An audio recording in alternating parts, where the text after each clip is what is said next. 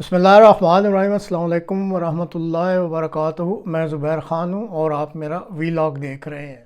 ہوتا ہے شب و روز تماشا، یہ آج کے پروگرام کا موضوع ہے۔ یورپین پارلیمنٹ میں نئے انتخابات کے بعد سے پارلیمنٹ کے 3 بڑے عہدوں کی بندربانٹ کے لیے بھاگ دوڑ جاری تھی۔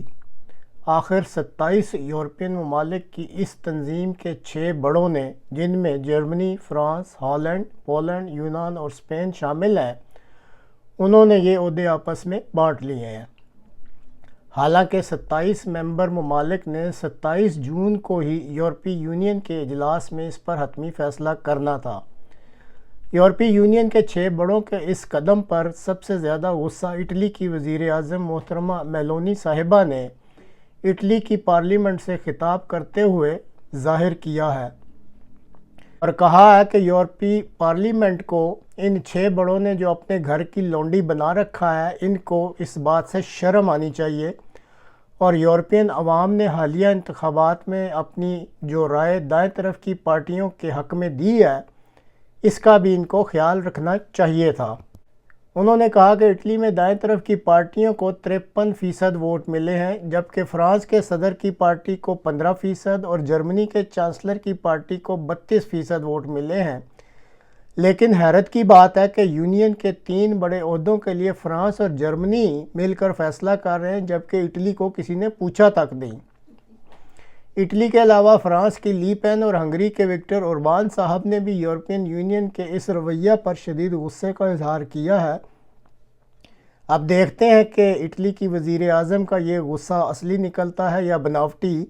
27 جون کی شام کو یورپین ممالک کے لیڈرز کی میٹنگ میں یہ بات خود ہی سامنے آ جائے گی۔ جرمن چانسلر اولاف شولز کے جرمنی کے پارلیمنٹ میں دیے گئے بیان کے مطابق ناٹو افواج یوکرائن کی جنگ کا حصہ نہیں بنیں گی اور وہ روس کی طرف سے لگائی گئی ریڈ لائن کو بھی کراس نہیں کریں گی۔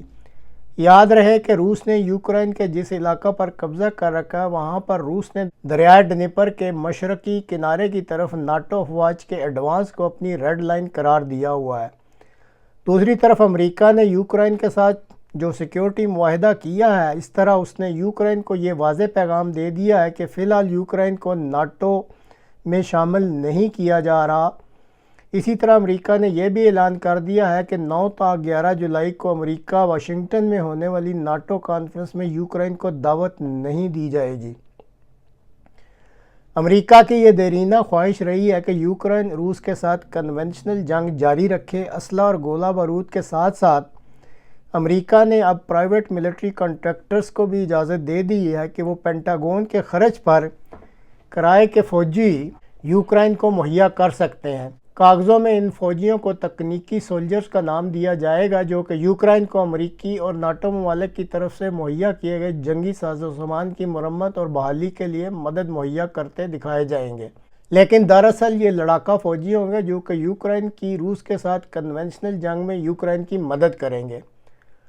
بہرحال روس قبل ازیں ایسی ایک کاوش کے نتیجہ میں فرانس کے فوجی دستوں کا صفایا کر چکا ہے اور روس نے اب بھی اعلان کیا ہے کہ امریکہ بے شک کرائے کے فوجی بھجوا کر اپنا شوق پورا کر لے۔ روس کے فوجی ان کرائے کے فوجیوں کا شکار بھی بڑی خوشی سے کر لیں گے۔ فرانس کے صدر نے اپنی انتخابی مہم کے دوران اچانک یہ اعلان کرنا شروع کر دیا ہے کہ فرانس یوکرائن میں اپنی فوج نہیں بھجوائے گا۔ فرانس میں صدر میکرون کی مد مقابل لی پین نے دعویٰ کیا ہے کہ یہ اعلان صدر میکرون کا صرف انتخابی سٹنٹ ہے اور اگر وہ انتخابات جیت جاتے ہیں تو وہ لازمی طور پر فرانسیسی فوج کو یوکرائن بھجوائیں گے۔ اب واضح رہے کہ فرانس میں 30 جون اور 7 جولائی کو پارلیمانی انتخابات ہو رہے ہیں، تو دیکھتے ہیں کہ ان انتخابات میں اب کیا رزلٹ سامنے آتا ہے۔ شاہ اردن کے حالیہ دورہ امریکہ کے دوران صدر بائیڈن اسٹیج پر عجیب و غریب حرکت کرتے پائے گئے ہیں۔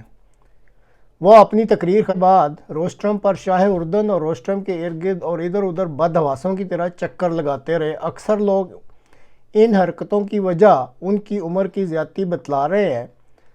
سابقہ صدر ٹرمپ نے ان حرکتوں کو خوب نوٹ کر لیا ہے اور کہا ہے کہ جمعرات 27 جون کی شام کو کہ امریکہ میں جو صدر بائیڈن اور ٹرمپ کے درمیان مباحثہ ہونے جا رہا ہے، اس میں وہ امریکی عوام کو صدر بائیڈن کی عمر کی زیادتی کی وجہ سے کرنے والی ان بدحواسیوں کے بارے میں ضرور مطلع کریں گے۔ تو ناظرین، آج تک کے لیے اتنا ہی۔ اگلے پروگرام تک کے لیے اجازت دیجیے۔ خدا حافظ۔